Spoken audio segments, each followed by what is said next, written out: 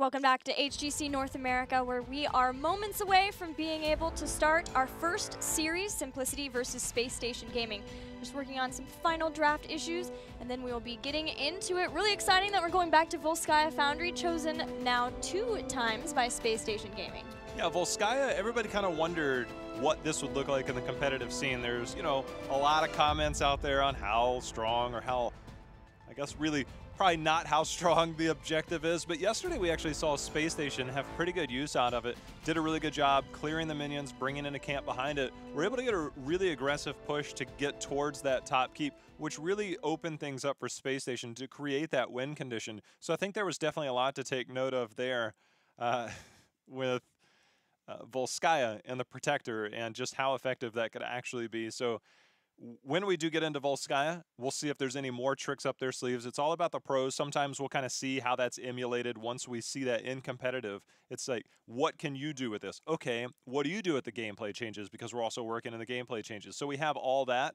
So there's a lot of different things and different techniques that I think that we get out, including the Tychus pickup, which a lot of this, I imagine, after yesterday's game, seeing the effectiveness of Tychus, there's probably a lot of Hero Leaguers this weekend, probably firing up some miniguns. So I think there's definitely some good things that came out of day one. Yes, Tychus won 4 out of his 5 games yesterday in North America, so he did pretty well. Granted, it was first day in, so it's really hard to judge off of win rates from that. But still, even just looking at how he did with his Odin paired with the Triglav Protector, SpaceStation Gaming were able to get a lot of siege effective, even more so than just having the Protector itself. Took down a keep from that. But my interest in Volskaya Foundry is, of course, the conveyor belts. That's something that I feel like we have only just begun to sort of figure out how players can best utilize those, or maybe force people into really awkward situations from those. That's what I like to think, especially down on the 3rd capture point, the one in the bottom. And then camps, too. The camps are quite different than what we experience from the old school Cursed Hollow, those kinds of maps. Yeah, sometimes we'll see just using the turrets. Sometimes it's kind of a, if you put it in a position, you take a look at the top one.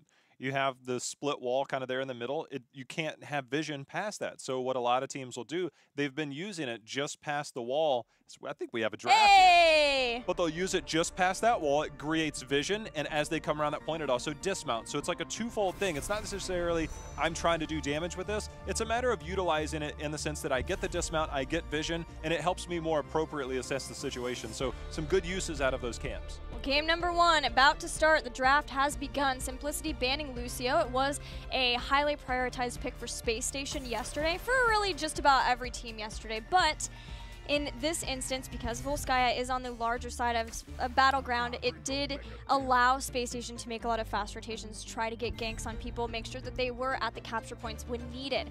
So in taking away Lucio, and then expecting the Genji ban, which was the 2nd ban in every game except the very first game yesterday, and then getting ETC, Simplicity have already nabbed away 2 of the high priority picks that SpaceStation had on this map yesterday.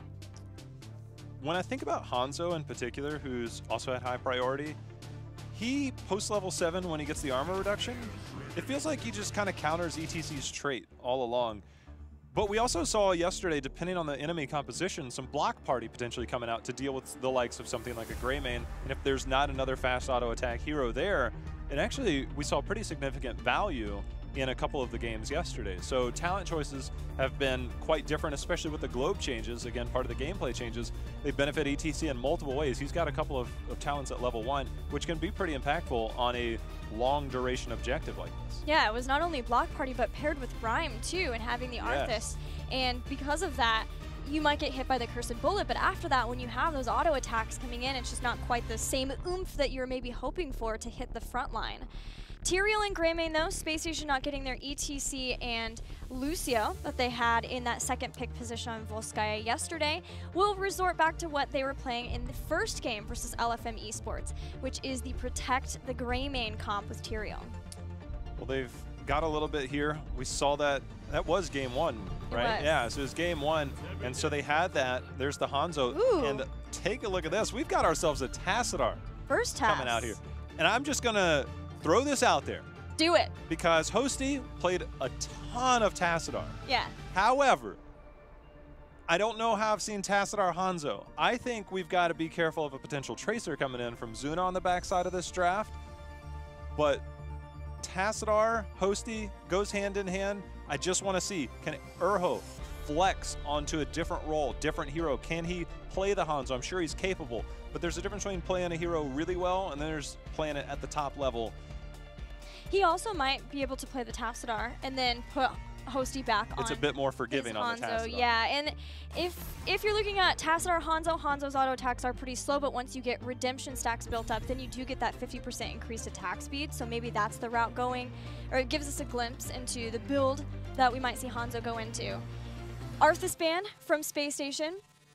What do Simplicity want to ban next from the Tyrael Greymane? Arthas is a nice choice given the auto attack slow and the solo laning potential, but it does sort of limit what SpaceStation themselves can do because they were playing so much Arthas as their secondary warrior. I just want to go back. I'm looking at the stats again for Hosty last year. In the 106 games I have documented, he played shielding heroes 41 games between Medivh, Tassadar, Zarya. That is 41 out of 106. That is a pretty significant number in terms of supporting your team. So if Urho has to flex over on that, they might not have the same type of experience that Hosty does. And so that's kind of the difference maker there. But we'll focus on that in a moment as we've got our second ban here. We've already seen Lucio banned out. What do you want to keep Tomster away from? Do you focus on that support there to keep it away? We saw a lot of Malfurion. Instead, they're going to keep the global away. No Falstad, but there is still Dahaka as a possible global for Jason. He played it a lot last year, but there's also his Leoric still as a pick 2, if they'd rather go for that. Some different Jason options, to be sure. The Tyrael Greymane for SpaceStation did work pretty well yesterday. They were ahead in the game versus LFM up until that boss fight on Sky where they were just... Well, LFM were just barely able to get 16 as the fight went down, booped him off the point so that Tyrael couldn't get the effect that you would desire for him, stealing the boss with Holy Ground. And from there, just a few more fights later, and it ended up that SpaceStation lost the game. But I like to see that they're still very confident in this type of composition, even having lost that one game with it. Oh, ooh, baby. Now, with the stealth changes, Zeratul into a Tassadar, used to have a hard time seeing, but the pros would always kind of sneak there. The Oracle was always good to kind of reveal him, makes him, able to be targeted, things like that. But now with the stealth changes, you're definitely visible. You're not sneaking up on anybody. Tassadar, of course, can still help you get the targeting in there. But this is our first look at Zeratul. And Gilly, I was so hyped yesterday talking about how amazing this hero is now in the hands of pros. Now we get to see it. I'm so excited. I'm excited too. I mean, we're talking potential Tyrael, Zeratul, Greymane diving in. Oh, by the way, with a Kharazim. And we're looking at a backline of Hanzo, Tassadar, potentially another backliner with this setup. Yes. That is terrifying if you're on the side of Hanzo and Tassadar, because neither one of them have really high health pools. Tassadar got hit a whole bunch of things nerfed not too long ago, including his health pool. So I wonder if they want somebody tankier now up in front, like Sonya with that Tassadar, or Leo Uther. So even if they were potentially going to go into something else with that Tassadar, the Zeratul Kharazim, that hyper-aggressive composition that we knew was a potential for SpaceStation, is enough to get them another tanky frontliner in Leoric and even in Uther. My favorite part now as a caster looking at Zeratul is like, there's a Vorpal, there's a couple blinks, there's also the Might of the Nerazim. Like, which one is going off? I know. He bounces around, you're like, all right, he's got something left, and you're trying to figure out, and it's just like, did he Vorpal, did he blink, and you're trying to like keep track of it all. It's a spectacle watching a Zeratul once he gets post level 10, getting those resets and everything on that blink. It is playmaking through the roof.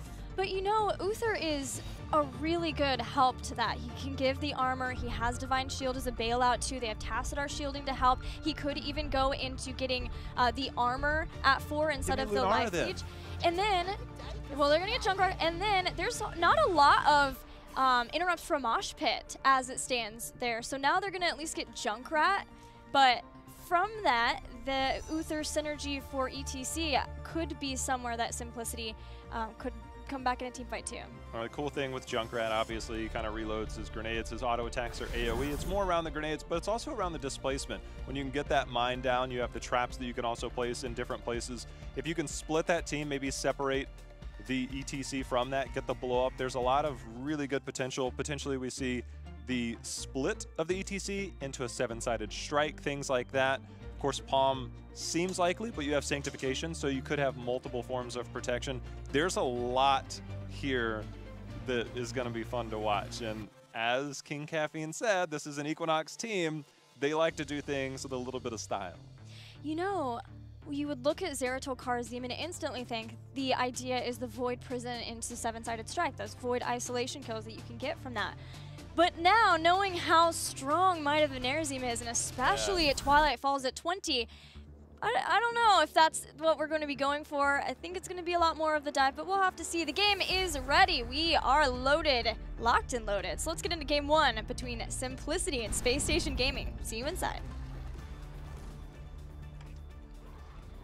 Gilly, I am hyped for our first Zeratul game here in North America. It is going to be Jay Shrite on that gray main, however. Equinox, the Golden Angel on the Golden Horse there on Tyrael. Casanova, see how flashy he can get on the Zeratul. Jason will be on the backline one more time on Junkrat. Thompson going to round it out there on Karazim. And for Simplicity, dancing it out, Hosty will not be playing the Tassadar. That's going to be Hanzo. King Caffeine will be on ETC. Zuna playing the Tassadar. Airho playing Leoric again. And finally, K1 Pro, new support player for this team, playing Uther. I'm trying to think if ever the last time I saw Zuna on Tassadar. I've seen it, but it is rare. It's rare. Very rare. Both teams will poke here. Grenades from Jason on Junkrat do really well to clear. Plus you get the shielding from Tyrael onto the minion. There it is. There's the separation. That, Gilly, is a sign of things to come.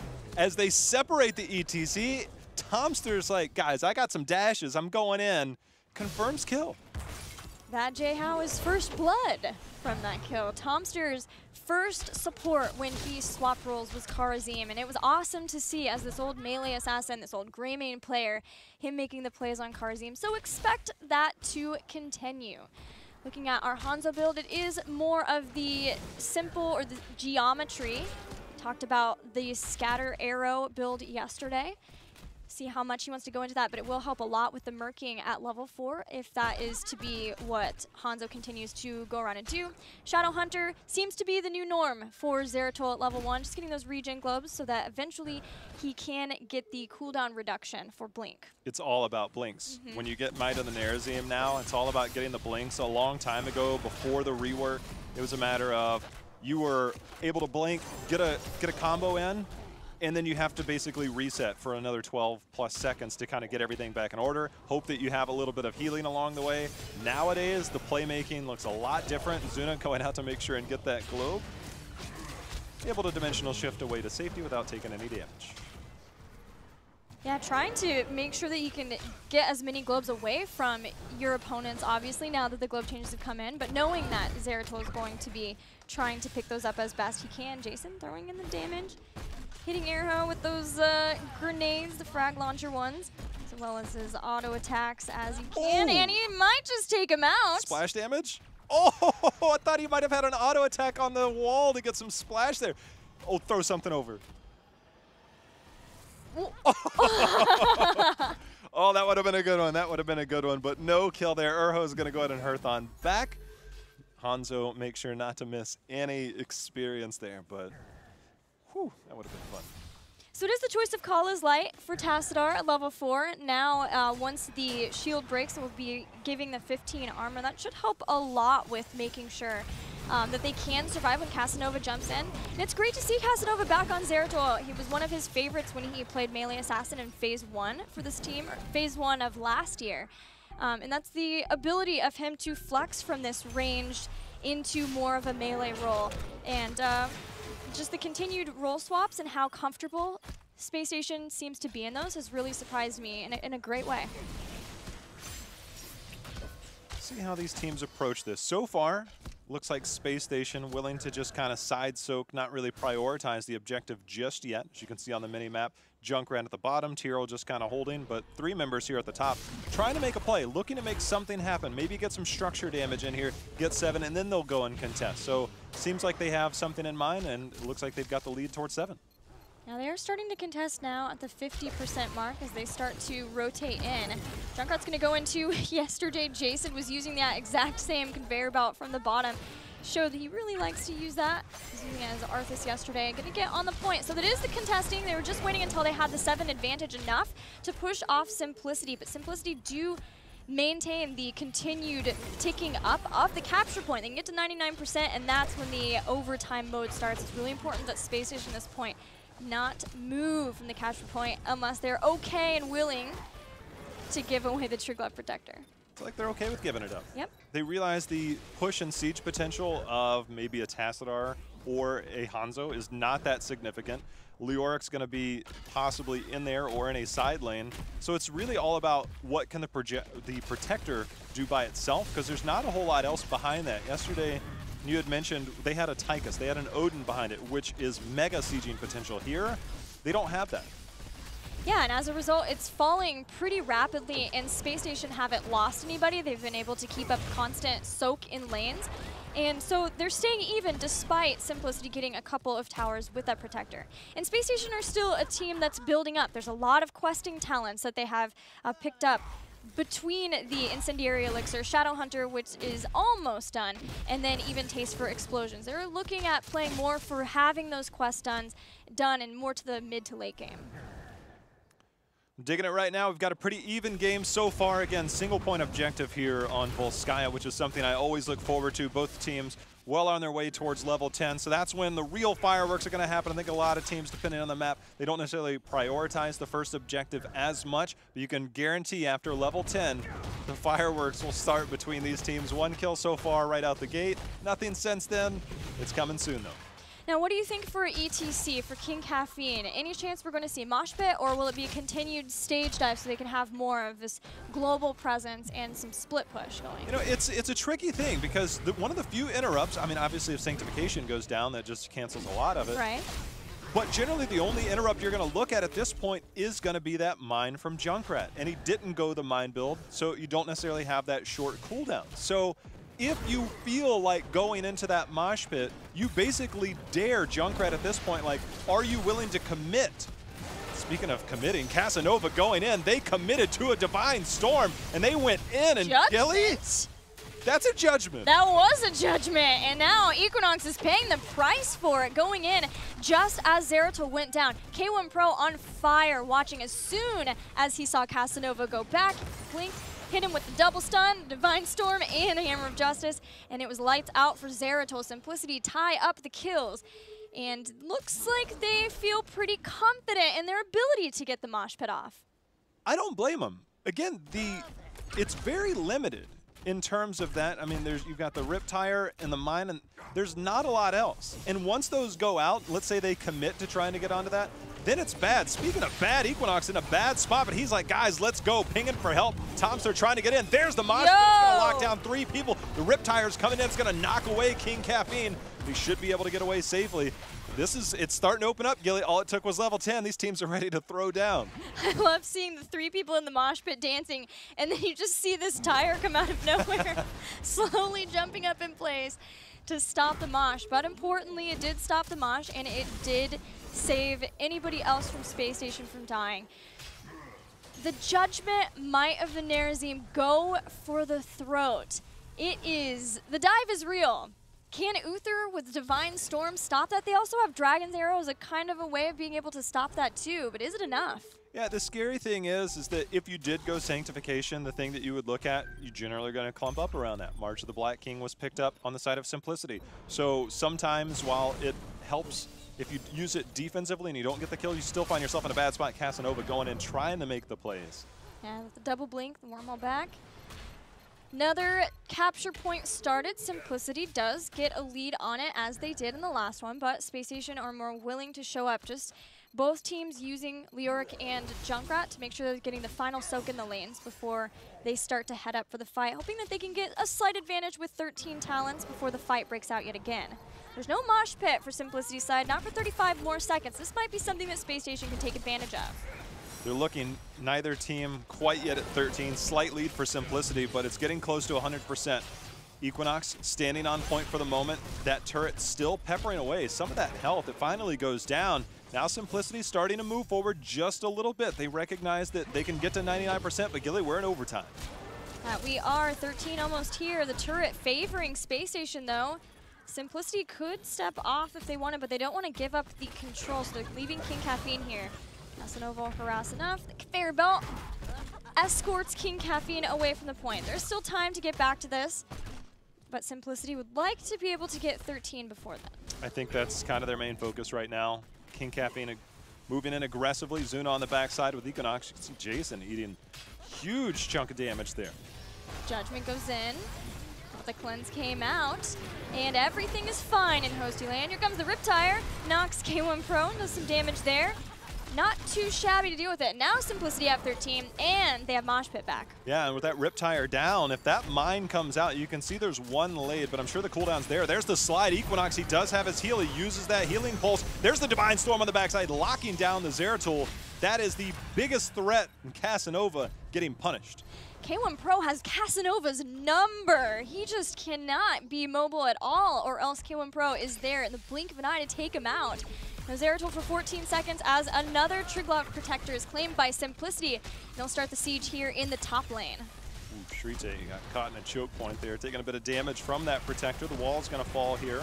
The rest of the team should be able to siege up. Minimap shows Leoric doing what he does, side soaking, while the rest of his team contributes here. Now we're looking at a full level lead. Gilly, it's about to stretch even further. And it is. As soon as this fort goes down, Leoric has also been pushing in that bottom lane, and Junkrat now having Ripper Air can rotate between those lanes a lot faster with this 13 talent, and the damage increases a lot more at 16 for him, but the fight is going to happen long before then as Equinox goes in, Hanzo goes down. Hanzo goes down. Equinox, he's going to go down. Let's see if we can get some trait value. He's going to go in. There's the reset off of the Goat for Throat. The Protector, is trying to zone out Urho, however, should fall as Casanova makes the plays. We still got 2 members in that Protector, which was a safe haven for Uther for a moment.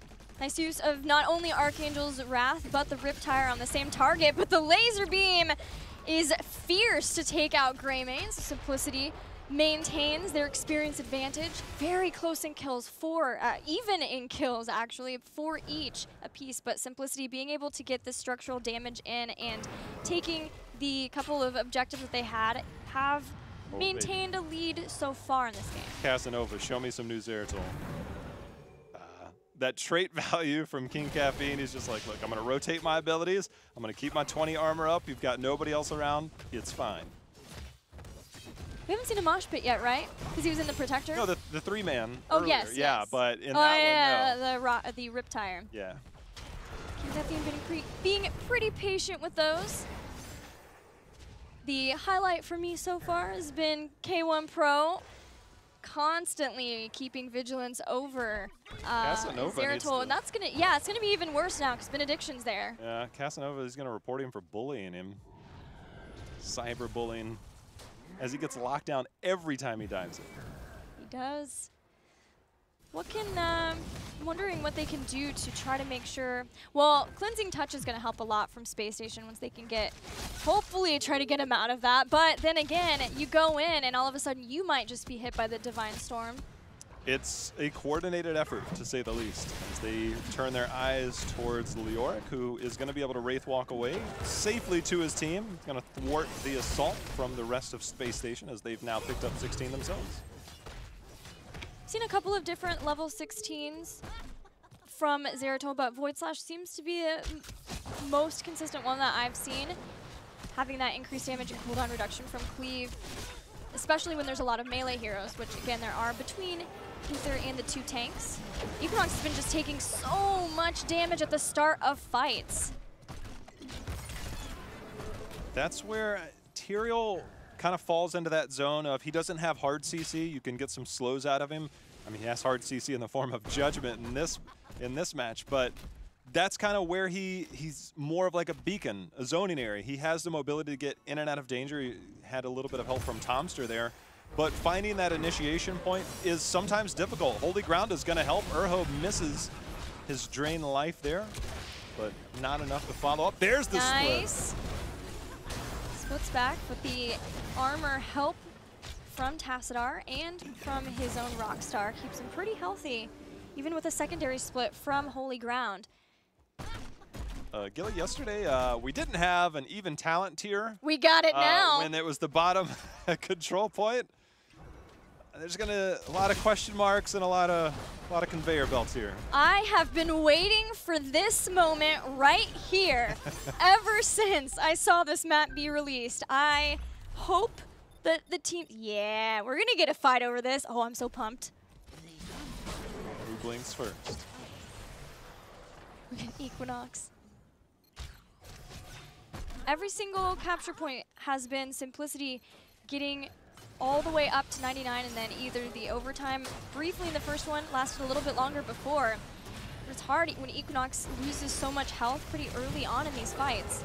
Casanova in the bottom right is playing around Fog, looking for an opportunity. He's probably going to be seen there. Gets onto Urho, who's going to use his Wraith Walk. Casanova has been spotted, but King Caffeine in the middle, eating some damage. The Riptire is out. Dragon's Arrow on the back, though, hits him as he threw out that Riptire, but Cleansing Touch and the heal keeps Jason fairly healthy. Casanova again sharking back around to see who he can find. There he goes. A Hosty. Judgment. Oh, nice. Getting out of there. The Divine Storm is going to lock in. We've got a two-man mosh pit. It's going to lock in Tyrael, who's alive for the moment. The Divine Palm is there, but he blinks away. Uses that Eldruins. Does not end up biting him. He lives. Only one member goes down. Gilly, D-Storm City all over Zeratul. That was just about the prettiest fight from Simplicity I ever saw. Just being totally fine to just be reactionary, waiting for the Judgment, insta Hand of Protection. Then after that, the Divine Storm, the lockdown, and then the mosh pit just sliding in. There's that K1 Pro King Caffeine synergy we know and love, but it's all of Simplicity together, just looking so good in these fights.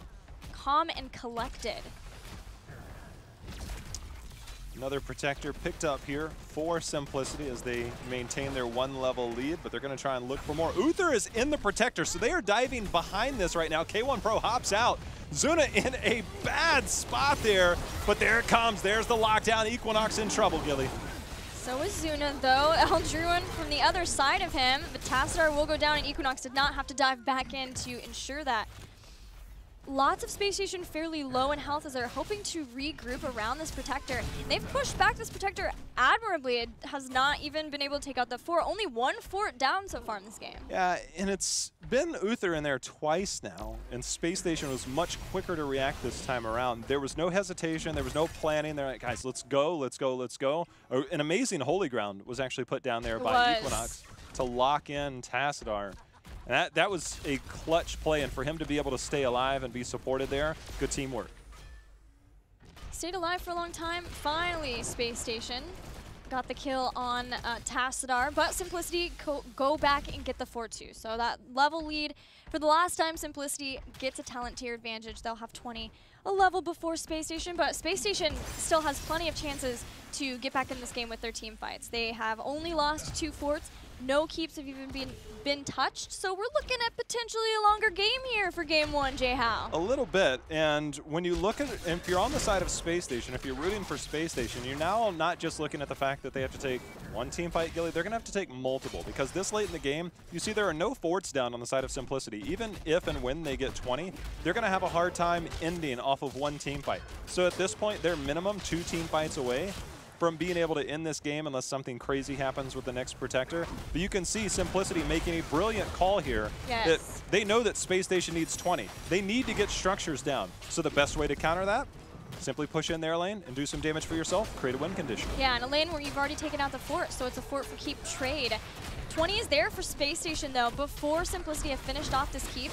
It's taken so much damage, and with the Psionic Echo, Simplicity brings it down. They also had a Leoric if things got really dicey, could maybe sacrifice him, but not even necessary. Casanova just starting to rotate back around. 20 now here. Angel of Justice means a whole lot more dive, a whole lot more judgments. And then, as we were talking about, Twilight Falls having the reset of basic abilities from Might of the Nerazim. So good. Next control point will be the middle of the map. A little bit easier for teams to take those fights around there. We see Equinox trying to go around, get a little bit of vision. He's going to go in. He's got Holy Ground available, but Gilly, he is getting stunned like crazy there. Every single time. Good Palm, but that means Palm has to be used. That area damage from Zuna is just chunking from the splash. Jay Shrita in a lot of trouble because of the control points. The conveyor belt has to go back in and dies for it. Simplicity hit a kill on Greymane, but SpaceStation, he was looking to get aggressive with that invade. That's a pretty terrible feeling. You're running away and then you just hit that conveyor belt that's going the opposite direction that you want to go. He's like, well, I guess I'm going to die. I might as well see if I can get something out of it, which is why he dove back in. Yes. Unfortunately, it cost him his life. 45 seconds without Greymane, but thankfully for SpaceStation, they didn't lose more than that because they already have a keep down and Simplicity is out for blood. They want to take this game one.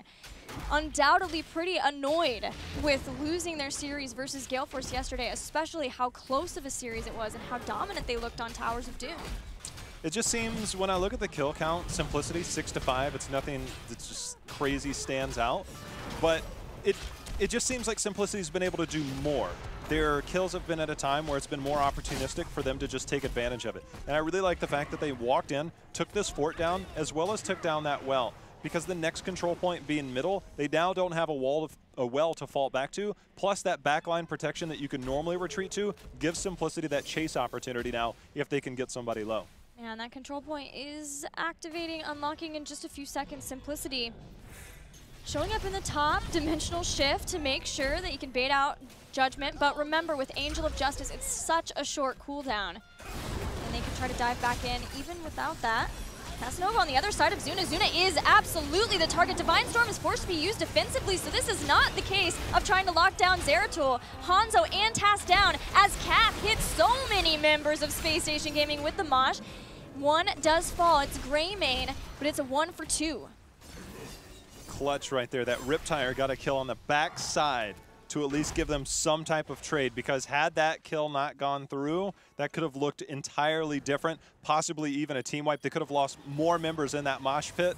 So credit to Jason on that Junkrat for keeping them in that team fight to give them that 2-for-1 trade, because that could have been game over had that not gone through. Yeah, even with that call, Equinox using Judgment to force out Dimensional Shift. He saw it was Archon too, so he had no way of being able to go into Archon to get the reset off of that.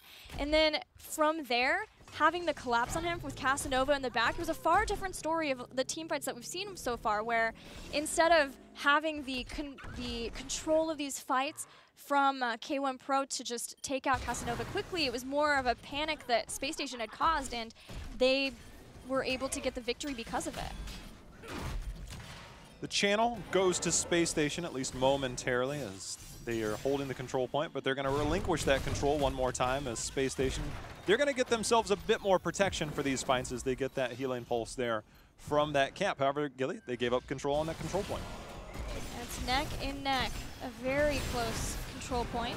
K1 Pro locked away from the team, thanks to those holy grounds. And some very nice holy grounds from Equinox in this game. I don't think SpaceStation can give up this protector. We're looking 22 minutes in, and it keeps already down. They've got to take this fight. We'll look for the Judgment to go in. It was on Hosty. Casanova's trying to follow, but the Hand of Protection once again keeps him alive. The Riptire, but Hosty just dives over the wall. Now Divine Storm goes down. K1 Pro's getting low, but he does have redemption in case he dies. Cap chasing down Jay Shrita all the way on the other side of the battle. Karazim is the first to fall. He's the first to fall, and King Caffeine is just like, guys, just find a target, I'll slide on him, let's follow up. That's 2 members down on the side of SpaceStation. Uther will hop in, this time a little bit lower on health, making sure he stays alive. I expect them to go and try and get the victory here, and I don't see anything that's going to hold him back. Yeah, back to business for Simplicity in the fights. Well done. Just the one fight lost, and they stabilized from that thanks to having enough push and thanks to getting a Tyrael kill. Definitely going to try to end the game now. Yeah, I think we've got catapults. We've got minions We've on got the floor. Archon. We've got Archon. We've got a Triglav Protector. Those are shields that are gone. That's going to be game one going over to Simplicity. Final kill count 10-7. While that looks close, Gilly, to me it just felt like Simplicity was in control for pretty much the entire game. It did, and like we hypothesized, this did come down to a lot of fights, team fights. Early on, though, the control points being dominated by Simplicity did give just little structural advantages here and there. They gave maybe one level lead, but at pivotal points. Yeah, and I think that's the perfect point. I'm sorry, it was the moment that it gave them the incremental experience that allowed them to hit 20, just about a half level before, and that forced the response bottom. That's when they open up the win condition top. That's a perfect point. I'm sorry, I just got so excited about that. It was just a brilliant call. It's one of those things that it's subtle, right? And people are like, all right, for SpaceStation at that point, it was multiple team fights to win the game. For Simplicity, after that point, it's one team fight, they get 2 kills, win the game. That's the difference. Yeah, they were able to execute on that. They made a fast call based on the call bottom from SpaceStation 2, which is really cool to see from Simplicity, because yesterday it did feel like, for the most part, we already talked about it, they were behind in Gale Force in the rotation. So trying to make sure that they're maintaining that lead that they accrued. And part of that did come down to SpaceStation's willingness to sacrifice the first control point. The second one they stayed on longer, but by the time they got there again, it was already very far up, enough that Equinox couldn't feel safe. And really, Equinox couldn't feel safe a lot of the fights, taking a ton of damage right at the beginning. Whether the idea was to judgment in and then use the trait, get the trait value to get the blow up, even though we didn't see even in deaths. So I don't know. You know, I don't know. I don't even want to go there, but in the rework, it's removed. I know. There was a Protection is too. There was a really funny meme about even in death being removed. Yeah, I saw that. Yeah.